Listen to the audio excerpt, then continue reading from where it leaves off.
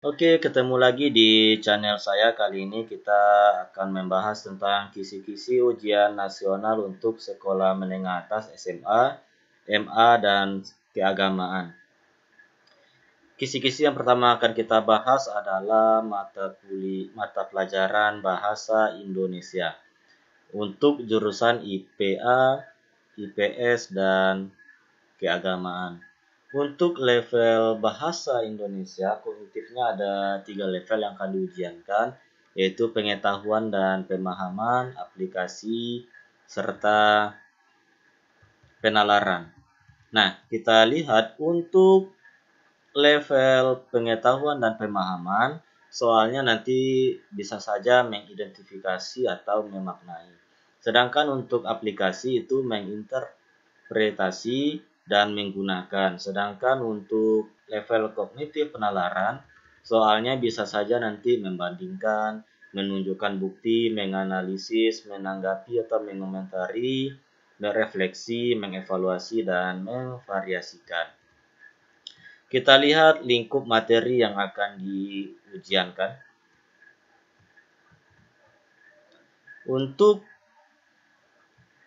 lingkup materinya yaitu ada 6. Membaca non-sastra, membaca sastra ada 5, maksudnya membaca non-sastra, membaca sastra, menulis terbatas, menyunting kata, kalimat, dan paragraf, menyunting ejaan dan tanda baca. Untuk level pengetahuan dan pemahaman kita lihat peserta didik dapat memaknai istilah kata, mengidentifikasi informasi tersurat.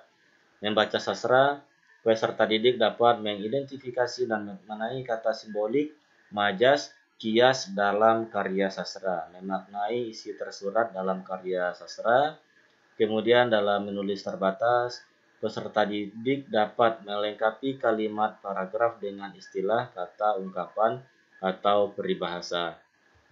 Untuk menyunting kata, kalimat, dan paragraf, peserta didik dapat mengidentifikasi kesalahan penggunaan kata atau istilah, mengidentifikasi kesalahan penggunaan konjungsi, mengidentifikasi kesalahan penggunaan kalimat efektif, mengidentifikasi kalimat tidak padu dalam paragraf.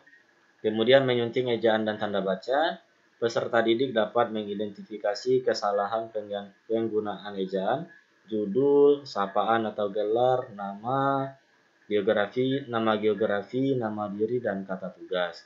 Kemudian mengidentifikasi kesalahan dalam penggunaan tanda baca.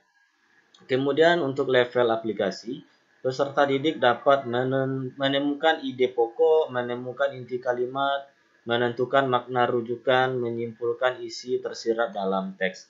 Sedangkan untuk membaca sastra, peserta didik dapat menyimpulkan isi tersirat dalam cerpen, novel, konflik sebab konflik, akibat konflik, amanat, dan nilai-nilai. Kemudian untuk menulis terbatas, peserta didik dapat melengkapi unsur teks, eksposisi, deskripsi, argumentasi, narasi, ulasan geografi, dan prosedur. Selanjutnya, untuk menyunting kata, kalimat, dan paragraf, soalnya tidak akan lepas dari menggunakan kata bentukan, mengisi sesuai kaidah bentukan kata, mengisi dengan konjungsi yang sesuai. Sedangkan untuk menyunting ejaan dan tanda baca, peserta didik dapat menggunakan ejaan, menggunakan tanda baca. Ternyata ada lanjutannya. Ini bisa dilihat.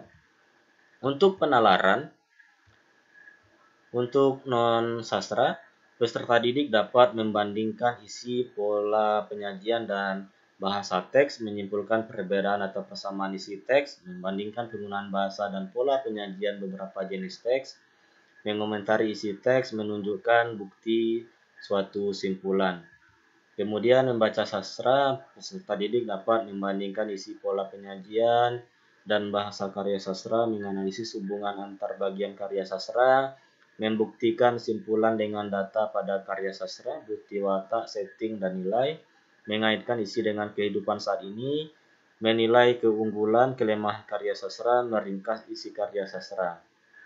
Kemudian untuk menulis terbatas, soalnya tidak akan lepas dari peserta didik dapat memvariasikan kata yang bermakna sama, memvariasikan kalimat yang bertujuan sama, menggabungkan beberapa kalimat dengan konjungsi yang sesuai, memvariasikan unsur teks, mengubah bentuk teks lain. Kemudian untuk